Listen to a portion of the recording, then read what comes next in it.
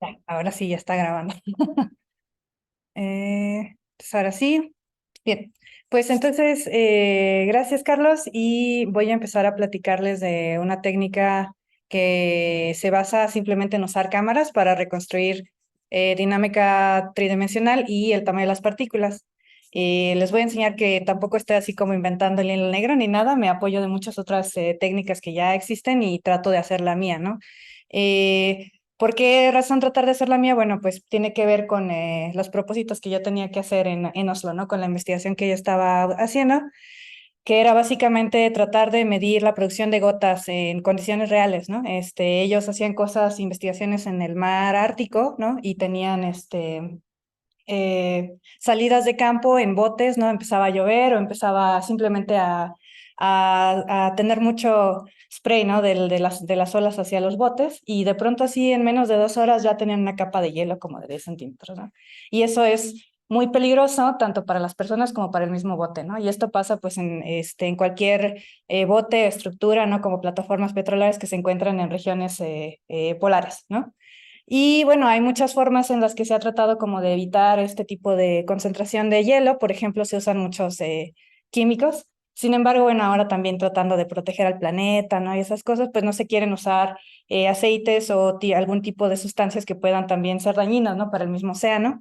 Y bueno, una de las ideas que se tiene es que tal vez se pueda encontrar alguna manera mecánica de reducir el hielo y la idea es de tratar de hacer que la producción de gotas se sabe ya bueno, creemos que se entiende que la mayor producción de gotas que se depositan en el bote vienen de las olas, de que se rompen las olas, se mueven con el viento, se enfrían mientras se mueven en el viento y cuando se depositan ya están sobreenfriadas, en el momento en el que caen directamente se congelan, ¿no? Y la idea del trabajo es, bueno, ¿qué le podemos hacer a esas gotas para que sean o más grandes o más pequeñas dependiendo de qué es lo que se necesita, ¿no? Si las hago más pequeñas, a lo mejor se dispersan en el aire y no se depositan. O si las hago más grandes, a lo mejor son tan grandes que alcanzan a escurrir, no se sobreenfrían tanto. Entonces todavía hay muchas incertidumbres en cómo vamos a hacer esto, hasta dónde se quiere llegar, pero uno de los primeros mediciones que se querían hacer era justamente llevar algún sistema a campo, ¿no? Con el que puedas medir directamente no solamente los tamaños de las partículas, porque esos ya existen, ¿no? Hay muchos tipos de receptores de partículas que puedes medir los tamaños, pero después no sabes a dónde se fueron o a dónde iban a llegar, ¿no? Entonces, queremos un sistema que nos diga, ah, bueno, hay tantas partículas de tales tamaños y cada una de ellas se movió en estas direcciones, ¿no? Y bueno, también en este tipo de mediciones de tamaños o de dinámicas hay muchos casos en los que solo puedes medir en un plano, ¿no? Entonces nos gustaría también analizar pues un volumen, ¿no? Toda la parte de enfrente del barco o alguna área, ¿no? Como les comentaba, para analizar las trayectorias, que sería la parte de la hidrodinámica, o para analizar los tamaños, también ya hay varias técnicas, ¿no? Existe el PTB, que justamente es algo con lo que yo me voy a basar, les platico un poco más adelante, y otras técnicas como Shake the Box o simplemente un programa tracker que se usa mucho en educación, o LPT, ¿no? Que todos tienen que ver con seguir ciertas trazas o seguir cómo se mueve sí, seguir las partículas que están moviendo, ¿no? Y para detección de tamaños ya hay otros medios, ¿no? Por dispersión de luz, por métodos mecánicos, por algunas cosas, ¿no? Y lo que les comentaba hace rato, que tampoco estoy yo como inventando el hilo negro, hay varias técnicas que se han propuesto para tratar de medir dinámica y tamaño simultáneamente. Sin embargo, la única razón por la que tengo que tratar de hacer la mía es porque estas usan, por ejemplo, interferometría muy sofisticada, láseres, cosas que son muy difíciles de llevar a campo, ¿no? Que nosotros pues no podríamos llevar, ¿no? Hay una muy bonita que tiene que ver con interferometría de sombras, que generan como un haz de luz volumétrico en el que iluminan las gotas y generan estos aros de interferencia, ¿no? Entonces, midiendo esos aros de interferencia, tú puedes medir exactamente todas las partículas y en qué lugar están y de qué tamaño son por la interferencia, ¿no? Pero pues eso tiene una calibración tan delicada, tan precisa que solo se puede usar en un laboratorio. Entonces, por eso decidimos tratar de encontrar otro tipo de formas en las que pudiéramos ayudarnos de otras técnicas que se puedan llevar a campo, que era lo que a nosotros nos interesaba. Eh, Otra cosa que hicimos también fue tratar de ayudarnos de software libre, ¿no? No usar alguna cosa que necesites pagar por una licencia, ¿no? Que no la puedes usar. Y bueno, también hay mucha gente que trabaja en software libre, entonces a veces, pues así ustedes, si ya han usado códigos, no saben que puedes buscar en internet y ya a lo mejor ya hay alguien que ya empezó a hacer algo como lo que tú querías hacer, ¿no? Y bueno, en cuanto a grupos de investigación, pues nos podría ayudar, ¿no? Si todo es software libre, todo está en GitHub, oye, te paso mi código y acá lo agarro yo, también lo puedo usar y hacer modificaciones, ¿no? Algunas desventajas que podría haber, dependiendo de qué tan grande o pequeño sea el software libre, por ejemplo, el que yo uso es, digamos, relativamente pequeño.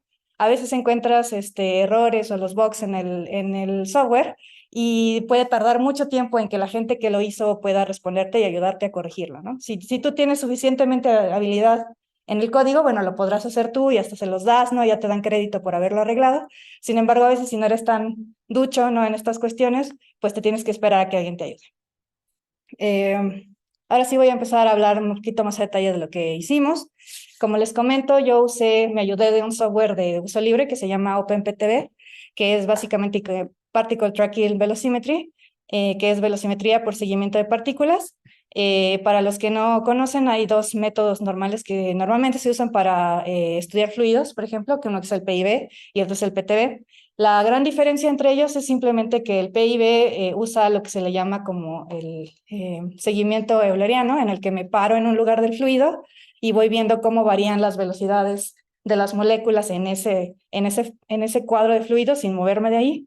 Y el PTV lo que hace es agarro una molécula, una partícula y la voy siguiendo, ¿no? Entonces yo uso este tipo, ¿por qué? Porque a mí lo que me interesa es trazar gotas, ¿no? A dónde se va moviendo cada gota. Este código de PTV puede usar con visión estereoscópica, fácilmente puede encontrar la parte tridimensional, ¿no? En 2D simplemente aquí tenemos, por ejemplo, la azul es imagen 1, la rosa es imagen 2. ¿Y qué es lo que hace el PTV? Pues usa un círculo o un radio, ¿no? De dónde voy a buscar la que sigue, ¿no? Y ese radio puede ser distinto dependiendo de cómo lo definamos. Eso lo podemos arreglar nosotros si tenemos idea de cómo se va a mover las partículas. Y definiendo ese radio, entonces encontramos la partícula que estamos buscando, ¿no? Entonces trazamos de la posición 1 a la posición 2 la trayectoria y lo podemos seguir haciendo para más trayectorias, ¿no? Y si en vez de tener solo una imagen, tengo dos, dependiendo de la posición de mis cámaras, yo también puedo determinar qué partícula es cuál y hacia dónde se está moviendo, ¿no? El OpenPTV lo hace particularmente con lo que llaman geometría bipolar, en donde hacen como una búsqueda alrededor de todo el volumen y generan estas líneas que determinan la misma línea en las dos imágenes, una línea en el volumen, qué línea es en la imagen que estoy viendo, ¿no? Que puede ser una línea, puede ser un punto, dependiendo de la ubicación de las cámaras.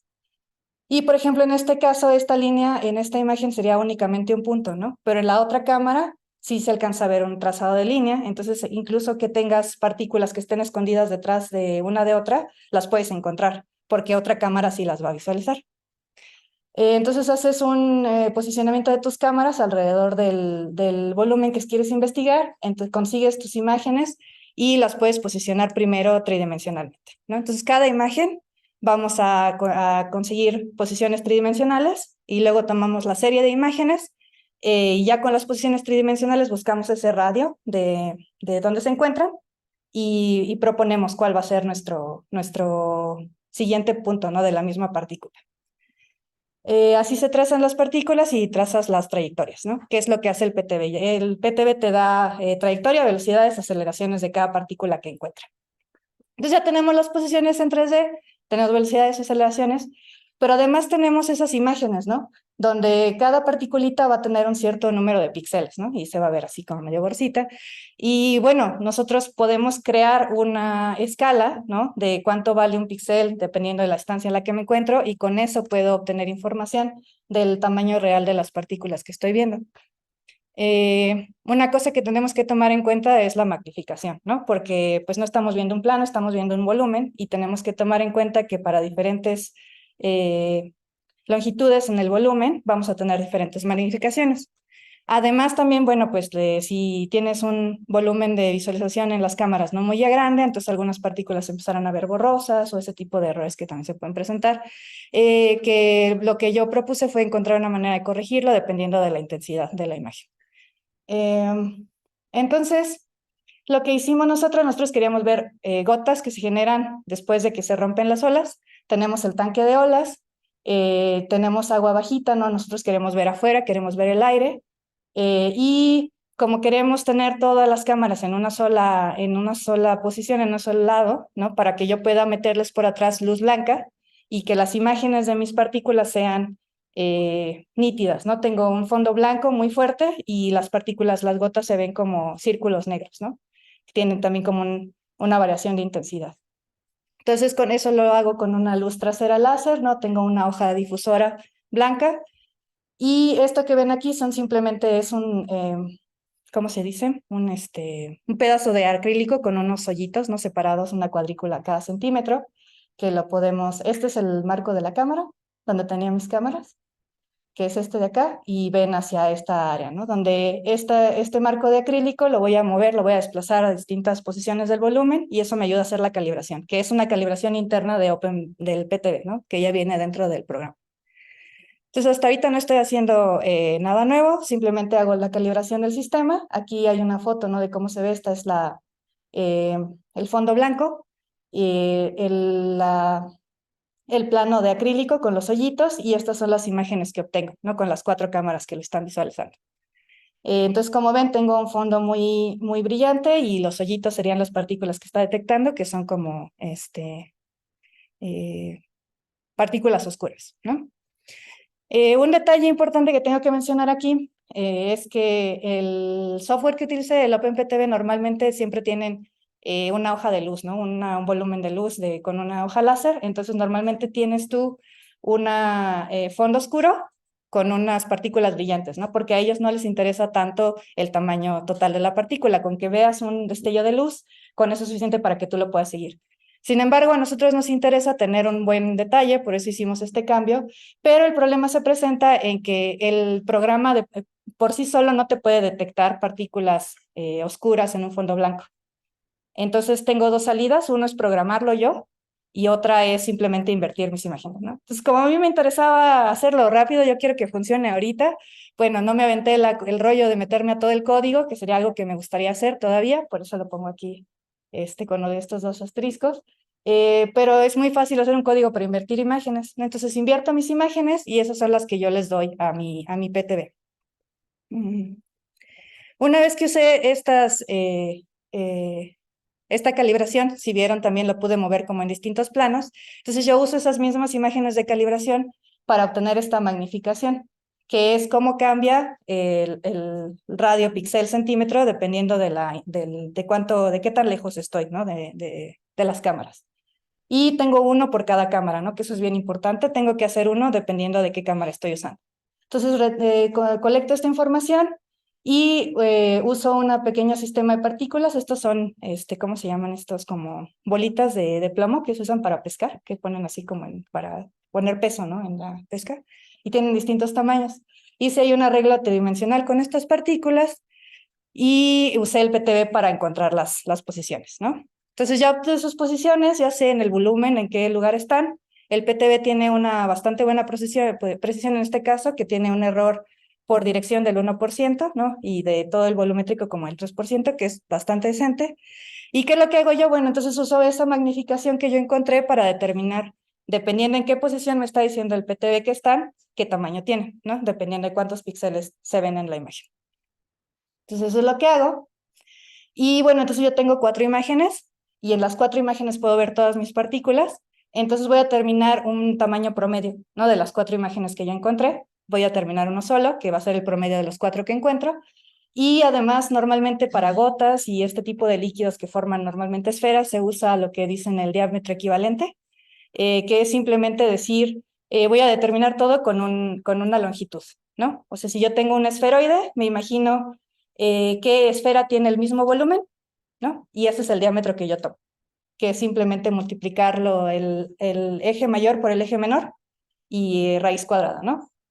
Entonces hago este promedio y eso es lo que yo considero que es el diámetro de mi partícula, ¿no? Hago un cálculo similar para estos pesos de plomo que tengo, que también tienen formas más como esferoides o obloides, no tan esféricas, y los comparo. Aquí enseño el resultado. Aquí en rojo les pongo el puntito que hubiera sido el tamaño de tomar simplemente la magnificación en el plano de foco, ¿no? Entonces, si yo considero el tamaño con una magnificación única, en vez de considerar el tamaño usando esta magnificación cambiante por la Z, entonces mis tamaños pues tienen un error que parece ser como sistemático, ¿no? Sin embargo, a la hora de que meto esta idea de poner simplemente la magnificación en la profundidad, luego se ve que se corrige, ¿no? Un poco ese error tan grande que tenemos, ¿no? Sin embargo, pues todavía no es muy bueno, ¿no? Tenemos que ver qué otras cosas podemos hacer para mejorar la técnica.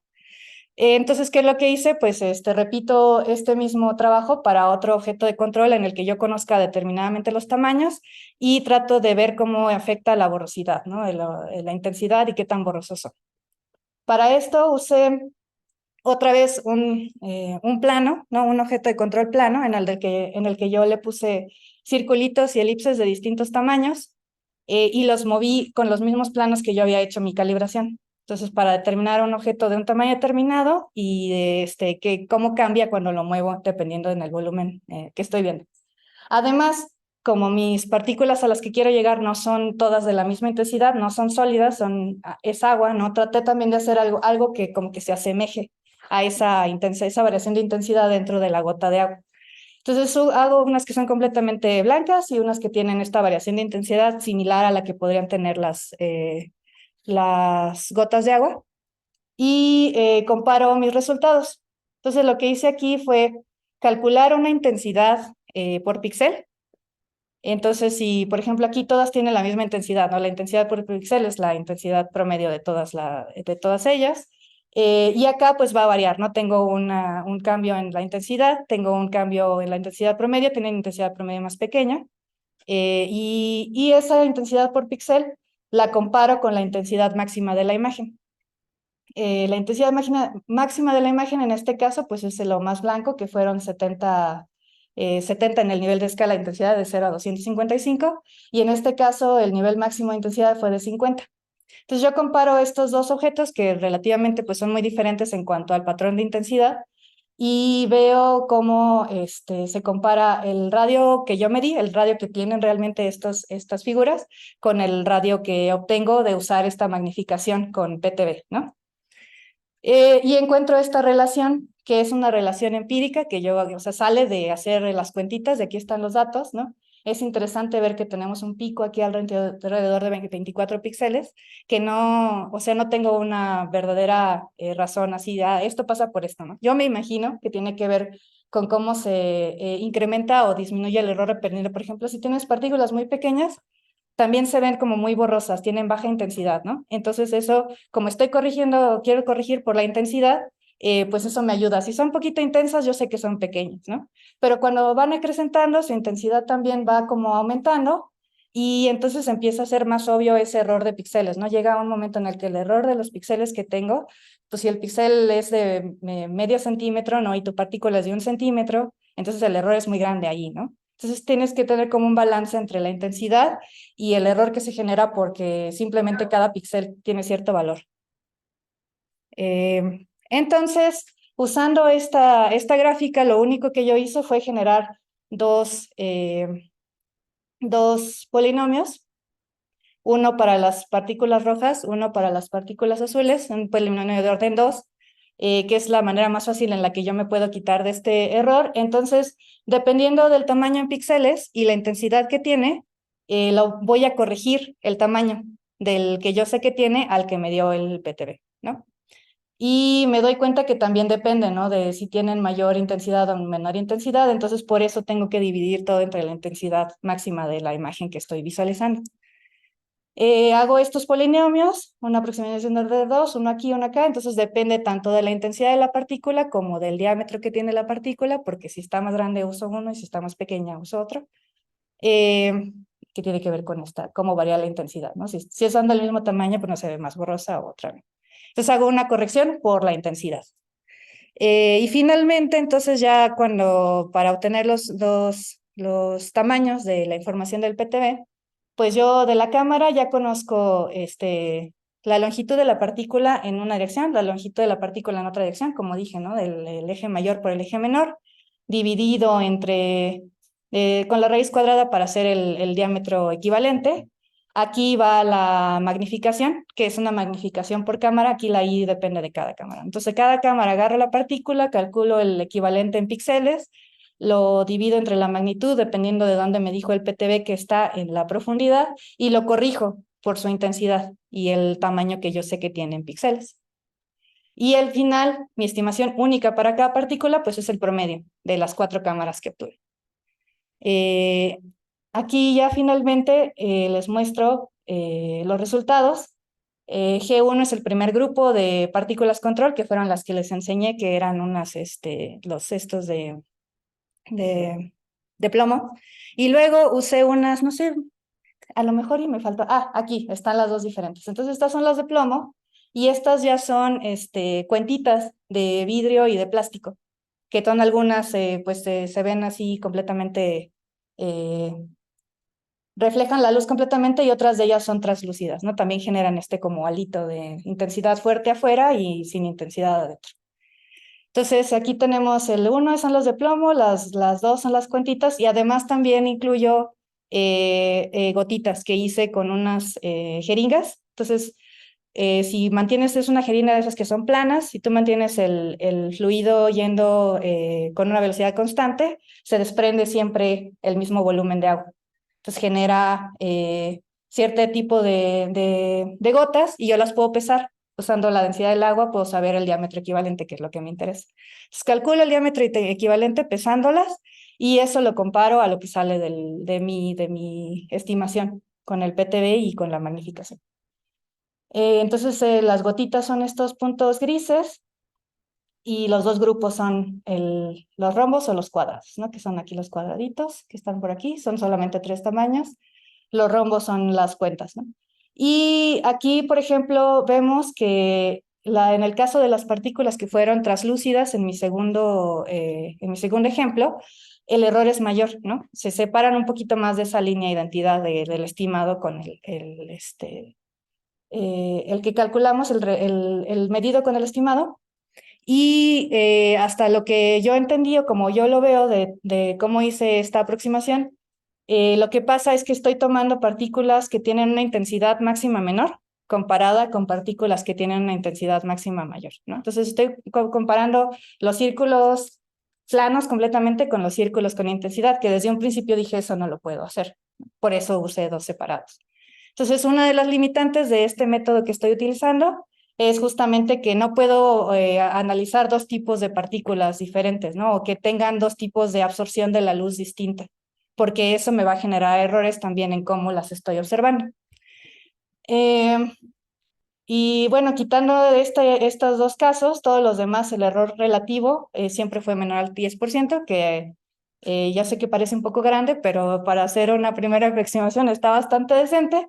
Y bueno, pues como les comento, ¿no? Todavía hay muchas cosas que se pueden usar para mejorar esta técnica, ¿no? Que, pues digamos, está así como empezando a surgir apenas. De las cosas que les quiero platicar respecto a eso, tengo dos cosas que se pueden hacer. Por un lado, las cosas que tienen que ver con el trabajo faltante dentro de mi técnica y las otras que podrían ser como combinadas con el OpenPTB, ¿no? Que tampoco hemos trabajado mucho en eso. Entonces, primero para implementar la técnica, por ahí vieron unos asterisquitos solos, que son las cosas que ya había mencionado. Por ejemplo, ahorita solo está usando magnificación en un sentido, ¿no? En la profundidad. Pero todos sabemos que las cámaras pues también tienen una deformación circular, ¿no? Hacia los lados de la cámara, que también se podría calcular de tomar imágenes, ¿no? Y calcular esa deformación dentro de la cámara. Entonces podríamos hacer, en vez de una magnificación solo en la profundidad, podríamos hacer una magnificación para las 3 direcciones, ¿no? Y eso ayudaría también a corregir el tamaño, la estimación del tamaño. Ahorita, como les comenté, solo estoy agarrando estos ejes y estoy calculando un diámetro equivalente, considerando que todos son esferas, ¿no? Pero si queremos medir otro tipo de partículas que no son esféricas o que tienen formas muy erráticas en ese sentido, pues no nos sirve, ¿no? Si tengo una partícula como muy obloide así, ¿de qué me sirve que le mida esto? Esto no me va a dar como tanta información del verdadero volumen de esa partícula. Entonces podríamos hacer otro tipo de estimaciones para tomar, por ejemplo, el área total que vemos en la imagen O hay algunas estimaciones que ya se hacen también usando las 4 imágenes, hacer como una reconstrucción previa, ¿no? Que se podría implementar junto con esta magnificación y que sería como un siguiente paso eh, para la, para el PTV, ¿no? Que sería esto, usar el área o usar otro tipo de proyecciones de volumen, de cómo estoy estimando ese volumen. Ahorita estoy usando también solamente un LED, así una lámpara LED muy fuerte y no tiene como pulsaciones, ¿no? Pero si alcanzaron a ver en la primera imagen que venía en la portada, hay algunas partículas que todavía se ven muy borrosas y a mí me gustaría que a lo mejor tratar de usar algún LED pulsado nos ayudaría a evitar que se vean tan borrosas, ¿no? Entonces eso sería otra cosa que todavía se podría implementar, que nos ayudara a mejorar aún más la precisión con la que estamos midiendo los tamaños de las partículas. Y bueno, también dependiendo de qué quieras medir, tienes que checar los lentes, ¿no? Yo estuve usando unos lentes que sí, ahí le tuve que mover hasta donde pude con la mínima obturación y la máxima intensidad de luz y a lo mejor habría alguna otra forma de hacerlo mejor, ¿no? Que podría mejorar la circunstancia, pero todo esto también depende mucho de qué quieres medir, ¿no? Entonces es todavía como muy particular para el caso que yo tenía y estaría padre poder como ver qué pasa en otros casos, ¿no? En otro tipo de dispositivos que se quieran medir. Por otro lado, pues está lo que les comento de tratar de trabajar un poco más con la gente de OpenPTV. Conozco a uno de los que hicieron el código, es muy accesible y todo, pero lo mismo, ¿no? Es investigador, tiene otras cosas que hacer y luego te contesta cada 3 años, ¿no? Bueno, no 3 años, pero cada 3 meses. Y por ejemplo, esta parte de la magnificación, ellos obviamente ya lo tienen que hacer, como comentaba, ¿no? Hacen esta geometría epipolar, toman la imagen, toman el volumen. Entonces, eso de alguna manera ya habían implementado en su código, pero a mí me costó mucho trabajo encontrar dónde estaba, ¿no? Cómo extraerlo. Entonces, estaría bueno, por ejemplo, empezar a platicar con ellos más de eso, ¿no? Cómo puedo obtener información que ellos ya usaron y aplicarla en lo que yo quiero hacer, para no repetir justamente, ¿no? Esas cosas. Y otro tipo de información que se obtiene ya en el PTV que pudiéramos reciclar en general. Y además, bueno, la parte que les comentaba de tratar de implementar dentro del código, que pongas tú los dos casos, que quieres ver partículas claras en un fondo oscuro o partículas oscuras en un fondo claro, que relativamente también debería ser fácil, entre comillas, pero pues hace falta hacer pruebas y meterlo en el código, ver que no haya errores, todo ese tipo de cosas. Y bueno, el código ya se encuentra en GitHub, ahí está, lo pueden revisar, lo pueden bajar. Está todavía como muy beta, ¿no? Pero pues sí me gustaría tener como ayuda de alguien más que lo viera, que lo usara y pues para empezar a mejorarlo, ¿no? Porque a veces uno solo ahí en su cabeza no tiene sus ideas y es difícil transmitirlas. Pues estaría muy padre si a alguien le interesaba trabajar con ella. Ya sería todo. Muchas gracias. Si tienen preguntas.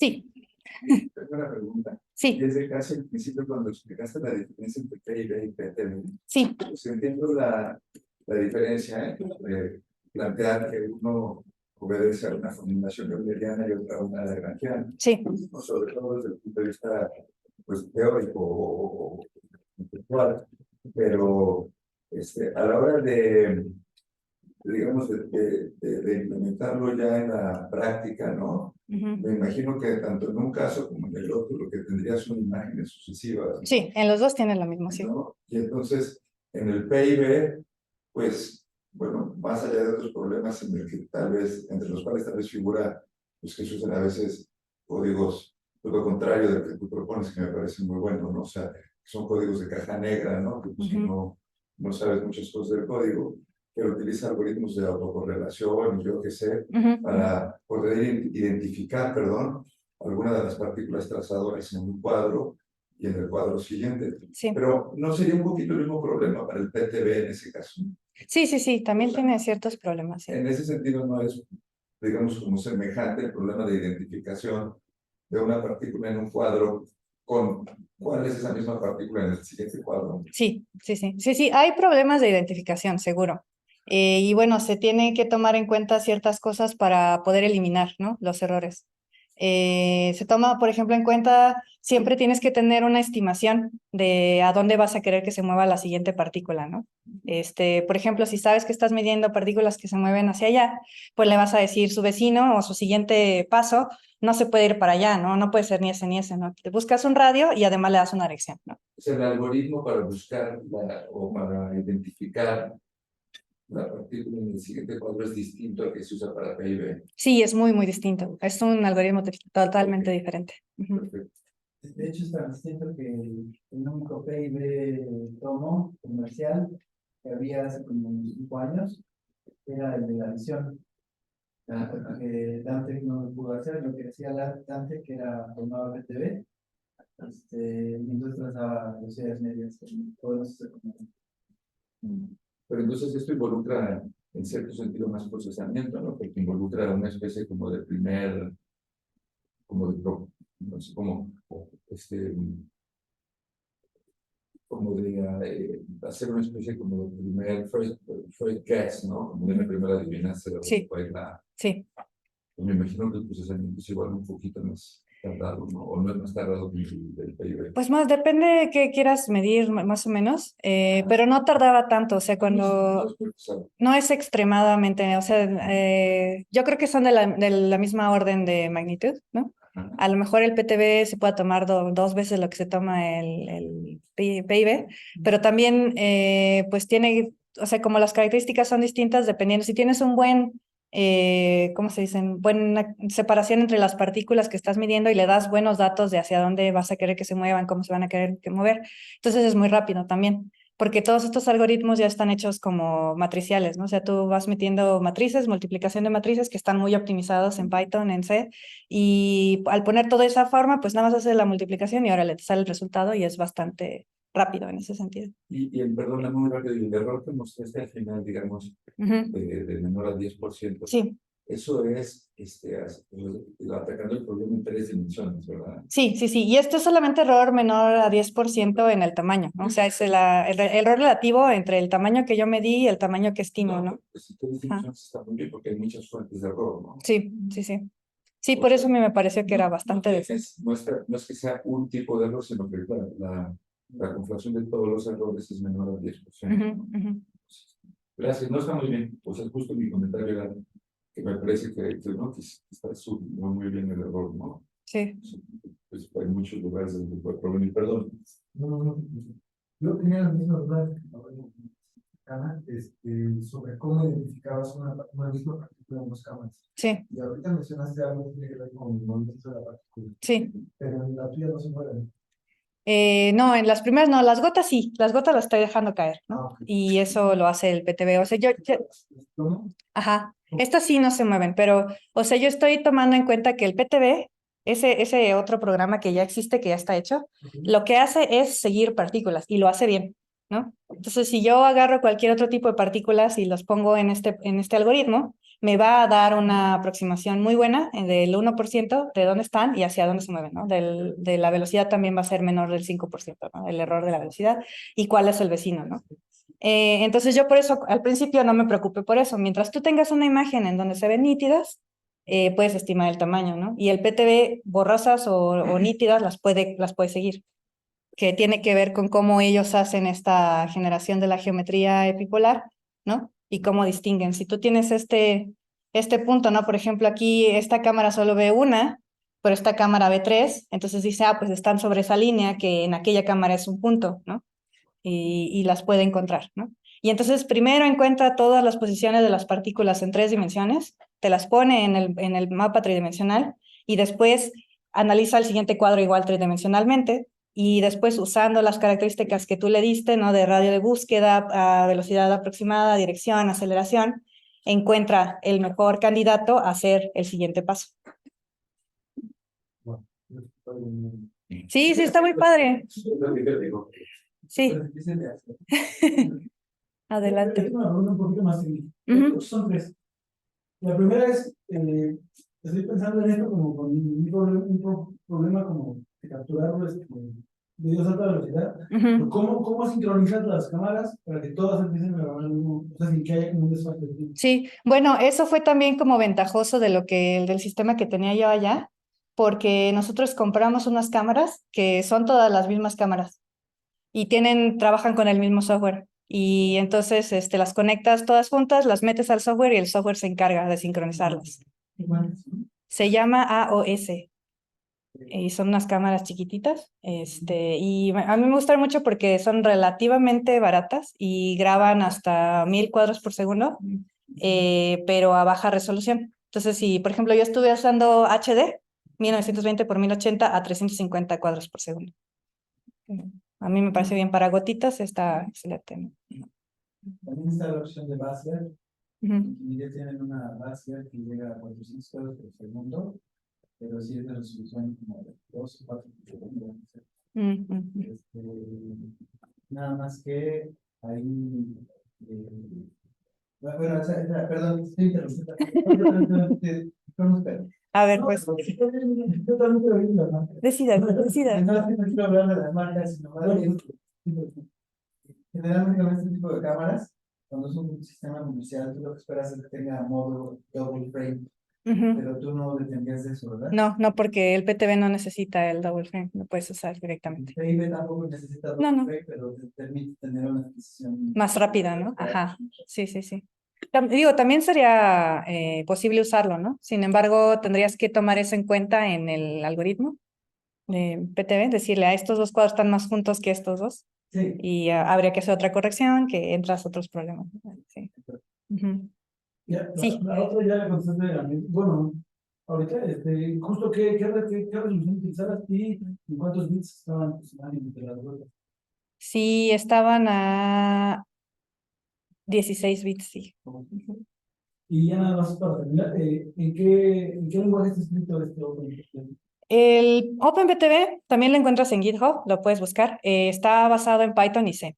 La parte hardcore, el algoritmo duro, está en C, ¿no? Pero ya todo lo que le pusieron encima, todo lo que viene como envuelto, viene en Python.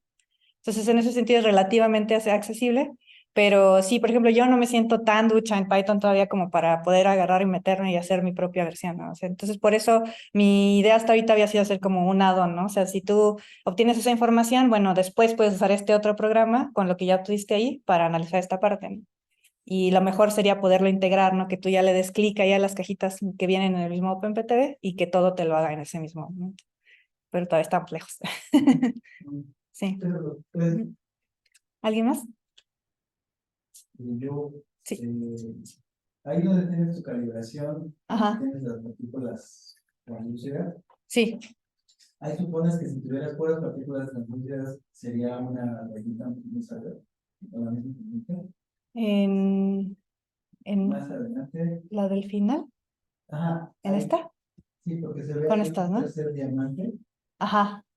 que está también como a la misma distancia. Como acá. Ese. Ese mero, sí. Fíjate, qué bueno que me dices, no lo había visto. Que, Que yo creo que ese también, sí, porque cuando andaba contando las translúcidas, yo decía, bueno, pues es que ahí tengo unas translúcidas y ¿dónde están las otras? Pues eran esas. Entonces sí, sí, sí tenía, a ver, es que aquí no se alcanza a ver muy bien, pero no sé si ves, por ejemplo, aquí esta, ajá, que esta también era como medio translúcida, ¿no? Y estas son las chiquitas que eran más translúcidas. Entonces ahí como que yo también como que me ahogué sola, ¿no? Porque las más chiquitas eran las únicas que eran como translúcidas. Entonces sería bueno también hacer como otra doble calibración con otras partículas más grandes que también lo sean para confirmar. pero sí es pensar que Sí, sí, justamente. está arriba de mí. Es sensato, ¿por qué? Por cómo estás haciendo la estimación, ¿no? Entonces aquí tú estás diciendo, en el caso de las partículas grandes, a mayor intensidad, eh, menos las corrijo, ¿no? Ajá, Y en este caso estás diciendo como lo opuesto, ¿no? Porque va como así. Entonces, de un lado, si son de cierto tamaño, mayor intensidad significa que las tienes que corregir menos, y del otro lado, mayor intensidad significa que las tienes que corregir más. Entonces, si intensidad está incorrecta, de un lado o del otro, dependiendo de qué tamaño tengan las partículas, entonces se van a mover hacia arriba o hacia abajo. sí. Había un comentario que yo iba a hacer. Yo supongo que en el caso de tres dimensiones, tres direcciones, P y B, o sea, tomo P y B y tomo PTB debe ser más o menos tan entendido en el tiempo de cómputo. Pero en el caso de dos dimensiones, PTB depende mucho del número de partículas que tengas. Sí, sí, muchísimo. En este caso también, ¿eh? O sea, no puedes tener una densidad muy grande, tiene que ser. Bueno, ¿cuántas tenías más o menos por cada 20 presentes? Yo creo que más bien es así casi como de a 1 por 20 píxeles, pero aquí también estoy tomando en cuenta que yo quería, o sea, yo quería ver los tamaños, ¿no? Entonces tampoco puedo tener partículas tan pequeñas porque pues pierdes información si nada más se las ves pixeleadas, ¿no? Sí, claro, claro. Entonces aquí sí era como de a 1 por 20 píxeles o incluso más, ¿no? Ajá. Sí, eso es importante, o sea, necesitas que tus partículas se vean, que tengan muchos píxeles si quieres medir el tamaño, ¿no? Si no, no vas a poder hacer una buena estimación. Sí, pero eso, por ejemplo, va un poco en contra de o sea, para PIB en 2 dimensiones, Sí, no, para PIB, no. necesitas que sean entre 3 y 5 píxeles. Sí, 3 y 5 píxeles en el cuadrado que quieres medir también cierta densidad. Más grandes. Sí, entonces por eso también es bueno el PTV, ¿no? O sea, tú le dices de qué tamaño estás buscando las partículas y no te importa si son de 100 píxeles o de 1 píxel, la siguen. ¿Tienes algún proyecto aquí en que estés pensando en implementar este sistema? Pues estaba pensando a ver si les interesaba, con lo que estaban viendo de las gotitas, ¿no? Y esas cosas, podríamos ver si se puede armar algo. Ahorita sí, a primeras, pues a mí también a lo mejor me gustaría continuar un poco con lo de la producción de gotas, pero no tengo en dónde, ¿no? No tengo ni las cámaras ni nada, entonces estaría bueno pues ir viendo cómo se puede hacer. Pero ¿como cuánto cuestan las cámaras que tienes? Esas que usamos allá es baratas entre comillas, ¿no? Porque le pregunté y creo que están como en el orden ¿de cuánto me dijeron? 15,000 coronas, que son como 30,000 pesos por cámara. Sí, están baratas. No está tan mal. Entonces, o sea, para cámaras rápidas y esas cosas, pues están baratas, ¿no? O sea, Comparadas con otras, porque si hay unas que... Sí. Ujú, Sí, nosotros tenemos 2 cronos, ujú, pueden llegar hasta 24,000 cuadros por segundo, ujú. y a 1000 cuadros por segundo tenemos hasta 15.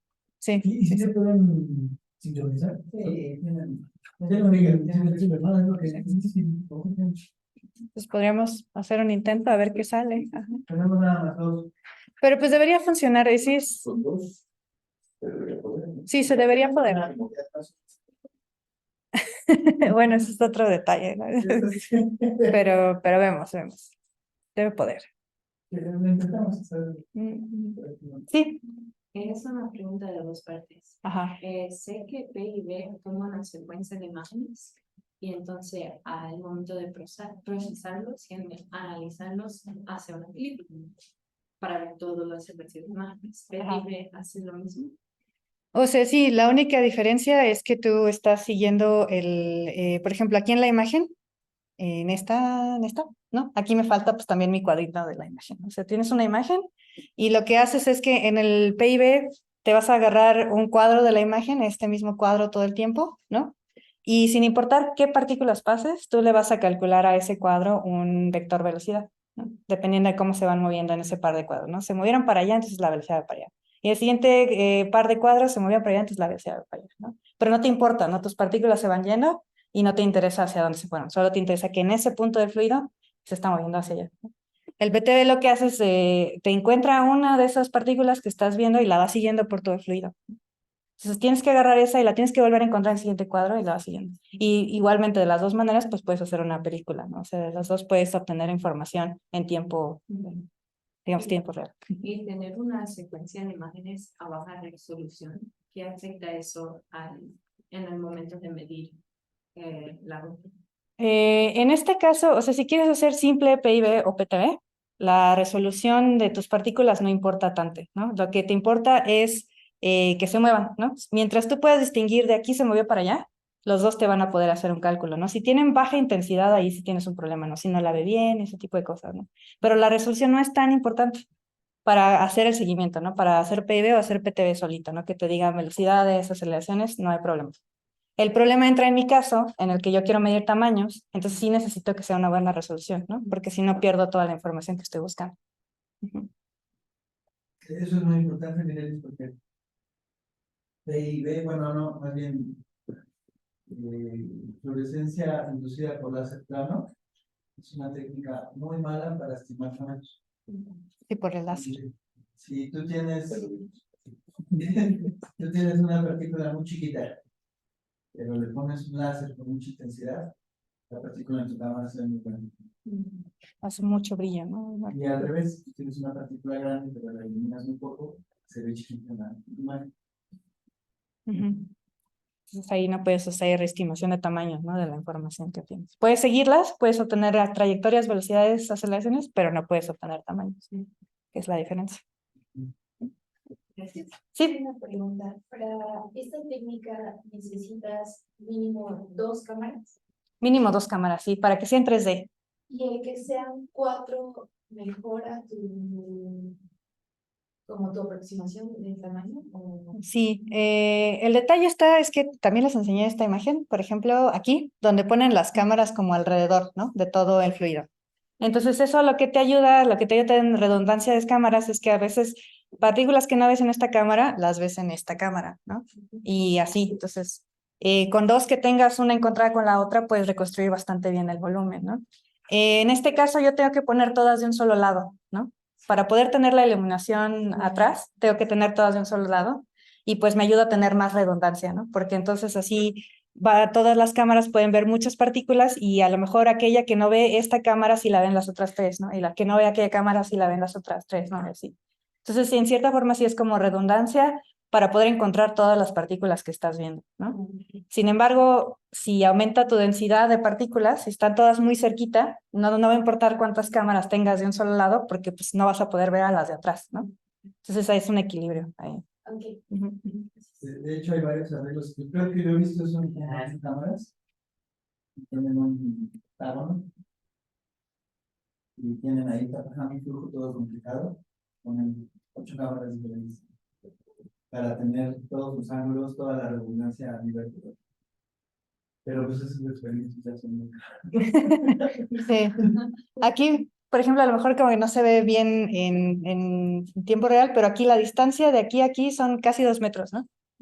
Y entre mis cámaras también tengo 1.2 metros, ¿no? Hacia arriba y como 20 centímetros entre cada una de ellas, ¿no? Entonces están como así de lejos, así separadas, están bien hasta allá. Y mi volumen de investigación es como de 30 por 20. Entonces estoy usando esa distancia para poder hacer como un ángulo mayor en el que yo puedo ver un volumen muy pequeño, ¿no? ¿El blanco de calibración lo hicieron ustedes? Sí, sí, con uno, ¿cómo se llama? Ajá, con un torno fijo, ¿cómo le llaman? Sí. Sí, sí, todo eso lo decidimos nosotros ahí en el laboratorio. ¿Qué distancia tenían entre el primer plano y el segundo? Esos son milímetros, entonces tenemos el plano cero, defines el cero y luego lo moví a 4 centímetros, 8 centímetros y menos 4 centímetros, 8 centímetros, también se pueden hacer más. A veces te ayuda a tener más, a veces no tanto, ¿no? Porque luego no converge. Entonces tienes que encontrar como el buen punto. Pero entonces tenemos que quitar la calibración de plano. Sí, El blanco de calibración de Dante y de la misión es en 2 dimensiones. sí. Este código de OpenPTB está padre porque también así, o sea, la gente que quiera contribuir la dejan, ¿no? Y mientras el algoritmo funcione bien, pues entonces existe ese tipo de calibración en el que tu blanco ya es tridimensional y haces una sola imagen y ya con eso. Pero existe este que es multiplano, ¿no? Tú vas moviendo un plano a distintas profundidades. Y existe también otro, el de Shake the Box, que usan el algoritmo de Shake the Box simplemente para hacer una calibración, ¿no? Entonces tú vas moviendo algo ahí dentro del volumen y van haciendo como esta estimación y al final de cuentas ya te dice, ya calculé todo el volumen, ¿no? Entonces hay varias opciones que se pueden usar. Yo decidí usar esta porque esta me ayuda también a ver lo de los tamaños, ¿no? Entonces, ¿alguien más? Acá. Y finalmente, ¿cuál fue la respuesta para que no se le forme el hielo a los barcos? La respuesta es que no tenemos idea todavía. Es que, o sea, son muchísimas variables, ¿no? Tienes que ver la temperatura, cómo rompe el agua. No, para empezar, ni siquiera sabemos qué tamaños son los que generan más hielo, ¿no? ¿Qué es lo que quieres resolver, ¿no? Ajá, sí. Para empezar, no sabemos eso. Primero necesitamos saber eso, ¿no? Una vez que sepamos eso, bueno, estos son los tamaños que quiero evitar. De ahí entonces ahora sí te mueves a la parte que estoy haciendo yo, ¿no? ¿Cómo evito esos tamaños en las olas, ¿no? ¿Puedo evitar la generación de esos tamaños cuando las olas impactan, sí o no, ¿no? Y eso tiene que ver pues más con cómo se rompe el fluido y cómo se mueve con el viento, todo eso. Eso me recuerda un poco, no sé si has visto estos videos en YouTube que dicen Memba o una cosa así. Memba. y salen con una cubeta de agua a menos 30 grados. Ah, sí, y la La echan. echan, no pasa nada. Ok, ajá, Y salen con el agua caliente, la lanzan y se hace como ajá. fuegos artificiales. Sí, sí, sí, todo el hielito así, luego, ¿no? Ajá. Que es otra parte de la termodinámica que todavía no tenemos bien entendida, ¿no? ¿Qué es lo que Entonces, pasa? eso podría ser algo parecido, ¿no? Ujú. Podríamos comenzar. Ahí lo que a mí me parece que pasa es que sí tiene que ver con el tamaño, que tamaños más pequeños te producen el hielo más fácil porque se sobrecongelan, ¿no? O sea, tú puedes tener una esferita de agua que por ser esférica y tener ese tamaño tan pequeño, mantiene la fase líquida, aunque esté sobreenfriada, ¿no? Y pero en el momento en el que toca la superficie por otros tipos de transiciones, entonces inmediatamente se congelan, que yo creo que es lo que pasa, ¿no? Ahí está sacando como vapor y es el vapor el que se empieza como a congelar, las gotas más pequeñitas. Puede ser. Puede ser, ¿no? O sea, la verdad es eso están también todavía no sabemos bien cómo funciona. Voy a ver aquí nada más si hay alguien en el chat. No, nadie. Ok, está bien. Pues si no hay más preguntas, con eso podemos terminar. Muchas gracias por venir. Sí.